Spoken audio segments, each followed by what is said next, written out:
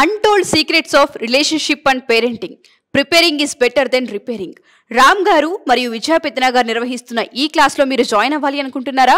ఈ నెంబర్‌కి సంప్రదించండి. Top more US based e-learning platform. మీరు కూడా స్లాట్ బుక్ చేసుకోవాలంటే ఈ నెంబర్కి కాల్ చేయండి. నమస్తే విజయ పెద్దన గారు. నమస్తే రామ్ సార్. నమస్తే అండి. పిల్లల్లో కనుక మనం చూస్తే కొంతమంది పిల్లలు చెప్తూ ఉంటుంటారు వాళ్ళ బాధని. కంపారిజన్ మా పేరెంట్స్ ఇద్దరి మధ్య కనిపిస్తుంది, కొన్నిసార్లు అవి విన్నప్పుడల్లా మాకు ఇబ్బందికరంగా ఉందని మాట్లాడుతూ ఉంటుంటారు.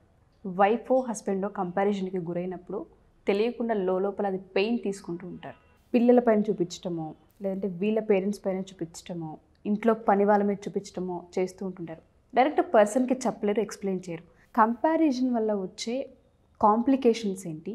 పిల్లల పైన, ఫ్యామిలీ పైన, వాళ్ళ పర్సనాలిటీ పైన, వాళ్ళ బిజినెస్ పైన, ఓవరాల్గా చూసుకుంటే లైఫ్ పైన ఎటువంటి ఇంపాక్ట్ చూపించే అవకాశం ఉంటుంది అంటారు? అది జోక్గా కావచ్చు, లేదంటే సీరియస్గా కావచ్చు. కొన్నిసార్లు అదే పనిగా కంపారిజన్ చేస్తూ ఉంటుంటారు.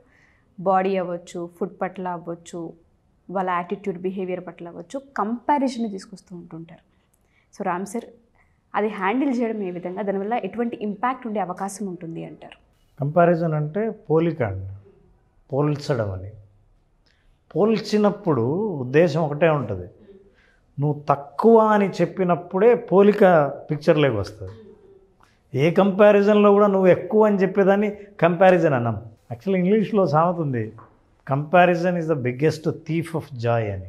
నీ ఆనందాన్ని దొంగిలించే ఒకే ఒక విషయం ఏంటంటే అది పోలికే.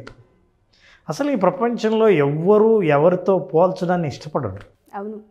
ఎందుకంటే comparison is nothing but insulting your self. మీరు కంపేర్ చేసుకున్నా సరే, తల్లిదండ్రులు ముఖ్యంగా కంపారిజన్ చేసుకోవడంలో కొంత లోతుగా ఆలోచిస్తే అండి, చూడు అక్క చూడు ఎంత చక్కగా తినిందో, పక్కింటి అబ్బాయి చూడు ఎంత బాగా మంచి మార్కులు తెచ్చుకుంటున్నాడో, మా అక్క కొడుకు చూసావా మన బంధువులు వాడు ఎంత నీట్గా డ్రెస్ చేసుకుంటాడో.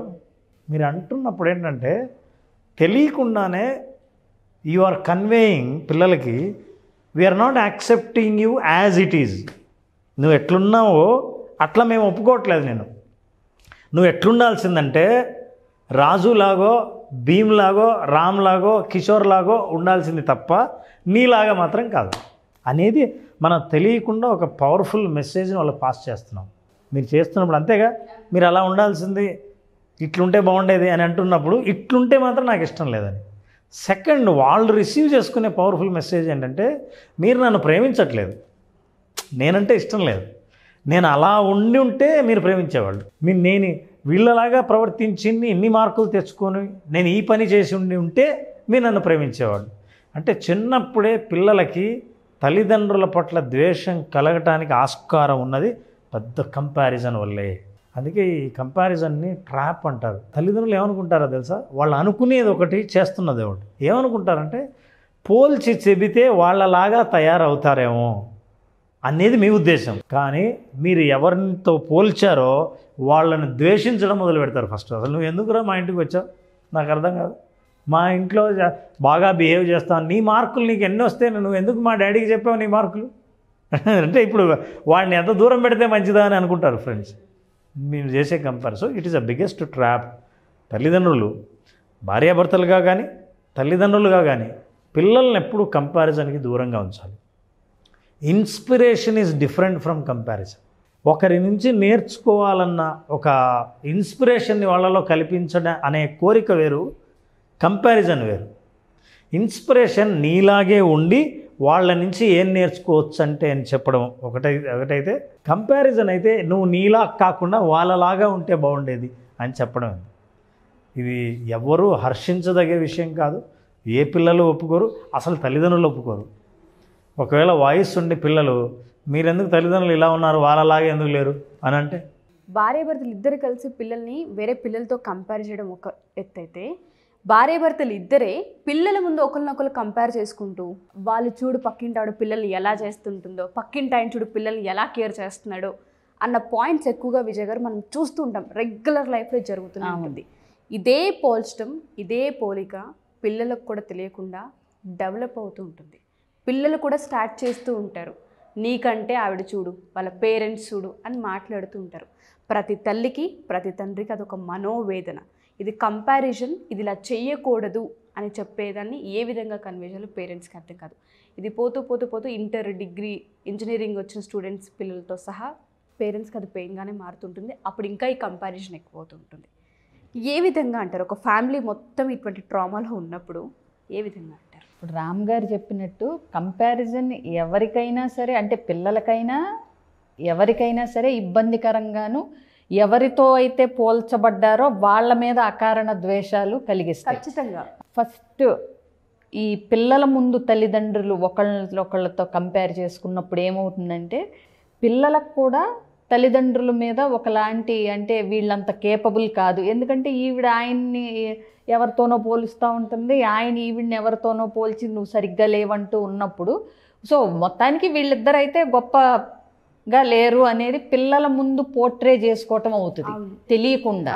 సో చాలామంది తెలియకే, అంటే వీటి కాన్సిక్వెన్సెస్ తెలియకే, అవేర్నెస్ లేకే చేస్తారు ఏ పనులైనా.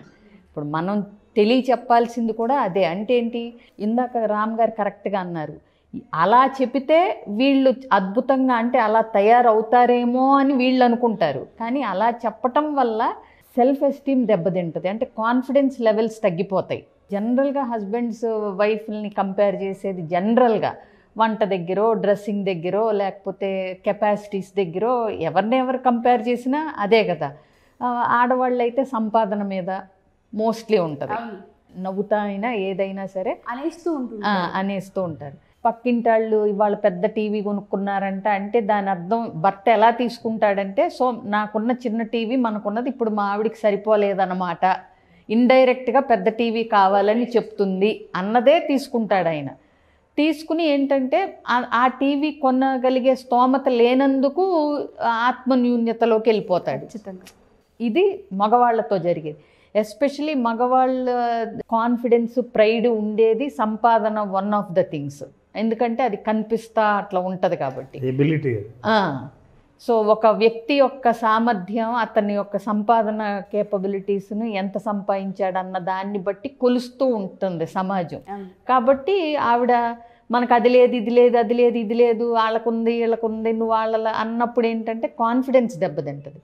అలాగే భర్త వచ్చి నీకు పిల్లల్ని ఇప్పుడు మార్కులు తక్కువ రాగానే పిల్లలకి ఏం చేస్తున్నావు, మరి ఎందుకు పట్టించుకోవట్లేదు, వాళ్ళు ఏం చదువుతున్నారు ఎందుకు చూడట్లేదు అని ఫస్ట్ వైఫ్నే టార్గెట్ చేస్తే అది పిల్లల ముందు. ఇప్పుడు ప్రాబ్లం అదే కదా, నువ్వు కొంచెం ఎక్కువ పట్టించుకో, వాడు డైవర్ట్ అయిపోతున్నాడు, ఇంకొంచెం వాడి మీద కాన్సన్ట్రేట్ చేయి అని చెప్పటం వేరు.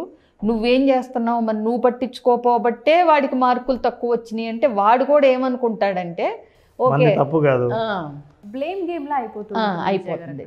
సో ఈ కంపారిజన్ అనేది ఎప్పుడైనా సరే కంపారిజన్ కంటే ఏం చెయ్యాలో చెప్పాలి. సో నీకు మార్కులు ఎక్కువ రావాలని చెప్పవు, కాకపోతే ఇందాక ఈయన అన్నట్టు రామ్ లాగో, భీమ్ లాగో, కిషోర్ లాగో అనే పదాలు వాడక్కర్లేదు.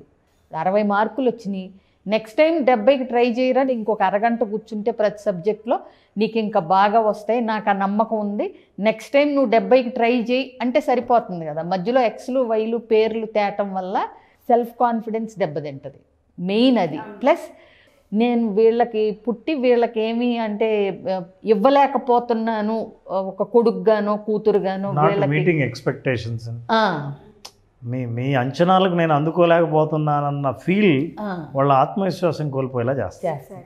తెలియకుండానే పేరెంట్స్ ఎప్పుడైతే ఈ కంపారిజన్కో వాళ్ళని వాళ్ళు కంపారిజన్ చేసుకుంటానో ఒకరిపైన నెట్టి వేయడానికి ప్రయత్నం తెలియకుండా చేసే ప్రాసెసే పిల్లలకి అడ్వాంటేజ్ కోడ్ క్రియేట్ అవుతుంది. మీరు ఇందాక రామ్ సార్ ఒక మాట అన్నారు, అమ్మాయి అయితే ఇది నా తప్పు కాదులే, అలా బాధ్యత నిర్వహించలేదు అందుకే నేను ఇది జరిగింది.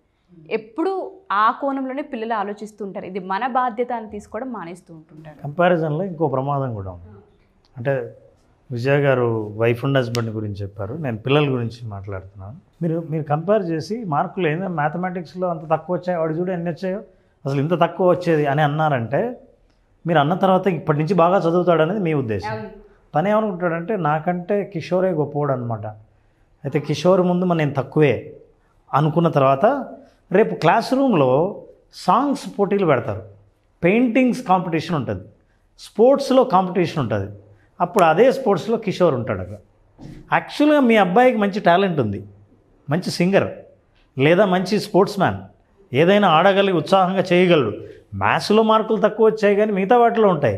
కానీ మీ కంపారిజన్ వల్ల కిషోర్ను చూసిన ప్రతిసారి తన కెపాసిటీ ఉన్నా సరే ఆత్మవిశ్వాసం కోల్పోవడం వల్ల మిగతా ఏరియాస్లో కూడా పర్ఫామ్ చేయడం తగ్గిస్తాడు. ఎంత పెద్ద డ్యామేజ్ అది. ఒకలాంటి ష్రింక్ అయిపోవటం అనేది స్టార్ట్ అవుతుంది కిషోర్ కనిపించినప్పుడు.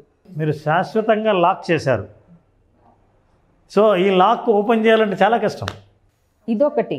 ఇంకొకటి, కిషోర్ మీద రైవలరీ పెరిగిపోతుంది కొంతమంది పిల్లల్లో. అంటే వాడు పెద్ద ఎనిమిలాగా కనిపిస్తుంటాడు. సో వాడిని ఎలాగైనా ఏదైనా చేసి ఇబ్బంది లేకుండా చేయాలి పెట్టాలి. కాంపిటీషన్లో. సో ఇట్లాంటివి అంటే ఇప్పుడు ప్రతి పిల్లవాడికి ఒకే యాటిట్యూడ్ రాదు ఈ కంపారిజన్ వల్ల. ఒకడికి వాడిని ఇబ్బంది పెట్టి వాడిని ఏడిపించి, ఎందుకంటే వాడిని చూసినప్పుడల్లా వీడికి శత్రువులాగా కనిపిస్తుంటాడు. అయితే చివరిగా ఒక్క విషయం, కంపారిజన్ అన్నది జీవితంలో తప్పించుకోలేం కాబట్టి కంపేర్ చేయండి. ఎలా చేస్తారో తెలుసా?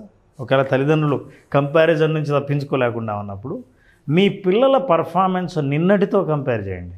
నిన్న కంటే బాగుండేటట్టు చూడండి. తనతోనే కంపేర్ చేయండి. ఎంత బాగా ఇంప్రూవ్ అయ్యాడో కంపేర్ చేసి ఆత్మవిశ్వాసాన్ని పెంచండి. మిమ్మల్ని మీరు నిన్నటితో పోల్చుకుంటే ఈరోజు ఎంత ముందుకు వెళ్ళారో ఈ రోజుతో పోల్చుకుని రేపటికి ఇంకా ముందుకు వెళ్ళేటట్టు తనతో కంపేర్ చేసుకోండి. సో తనతో తాను పోటీ పడినప్పుడు తన ఆత్మవిశ్వాసం పెంచుకుంటాడు. ఎస్, నేను నిన్న కంటే బెటర్గా ఉన్నాను ఇతరులతో పోల్చుకోవడం కంటే.